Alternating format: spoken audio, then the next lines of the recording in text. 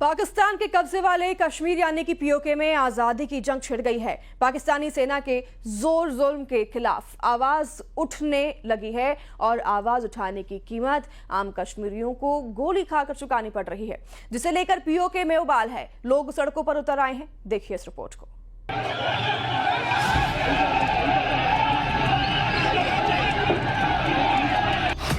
PoK में पाकिस्तानी सेना की फायरिंग में प्रदर्शनकारियों की मौत। पीओके में पाकिस्तानी सेना के जुर्म के खिलाफ इनकलाब। जनरल डायर बने पाकिस्तानी आर्मी चीफ। पीओके में यह आंदोलन पाकिस्तान की सेना के खिलाफ है। ये बगावत निहत्थों पर गोली बरसाने वाले पाकिस्तानी सैनिकों के खिलाफ है। पीओके में यह विद्रोह पाकिस्तानी आर्मी चीफ आसिम मुनीर के खिलाफ है।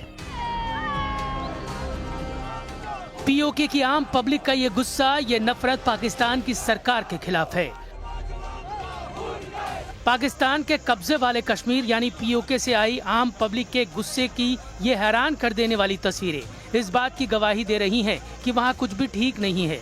पाकिस्तानी सेना के जोर जुल्म के खिलाफ आवाज उठाने की कीमत आम कश्मीरियों को सेना की बंदूक से निकली गोली खाकर चुकानी पड़ रही है।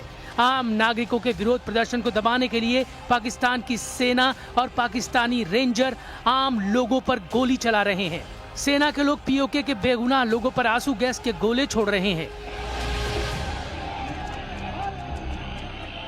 दरअसल पाकिस्तान अधिकृत कश्मीर में बुनियादी जरूरतों की मांग को लेकर प्रदर्शन हो रहे थे। ये बात पाकिस्तानी सेना को नागवार गुजरी, जिसके बाद दोनों तरफ से भिड़ंत तेज हो गई।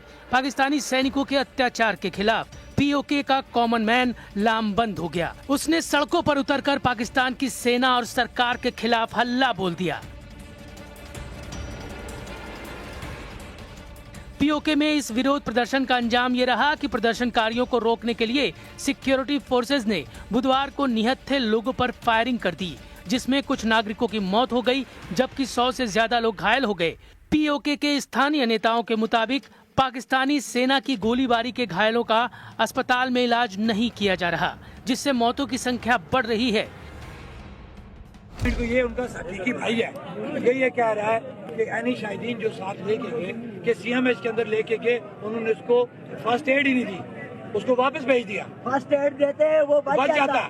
ये जुल्म है हमारे साथ कि वो मसीहा मतलब अस्पताल में भी अब ट्रीटमेंट नहीं मिल रहा है। ये एनी शाहिदीन है, ये भाई है उसका सगा जो लेके गए कि उन्होंने अस्पताल से वापस भेजा। जब वो वापस नीलम पुल पे पहुंचा उसकी सांसें चल रही थी। इससे बड़ा जुल्म हमारे लिए और क्या होगा। पीओके में चल रहे विद्रोह को कुचलने के लिए पाकिस्तानी आर्मी चीफ आसिम मुनीर की सेना की बर्बरता के खिलाफ निर्वासित नेता महमूद कश्मीरी भड़क गए। उन्होंने अंतर्राष्ट्रीय कम्युनिटी से इस मामले में दखल देने की मांग की। मेरा मुतालबा है पूरी दुनिया से कि पाकिस्तान को इस जुल्म और जबर से रोके। हमारे कश्मीर के अंदर पाकिस्तान की सिक्योरिटी फोर्सेस जो हैं वो कत्लेआम कर रही हैं।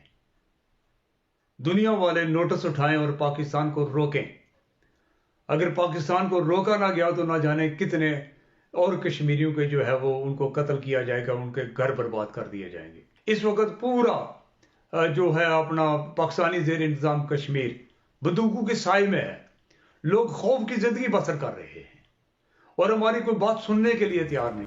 पीओके में ये प्रदर्शन जम्मू कश्मीर जॉइंट अवामी एक्शन कमेटी की अपील पर हो रहे हैं। प्रदर्शनकारी सरकार पर मौलिक अधिकारों की अनदेखी और महंगाई कंट्रोल न कर पाने का आरोप लगा रहे हैं।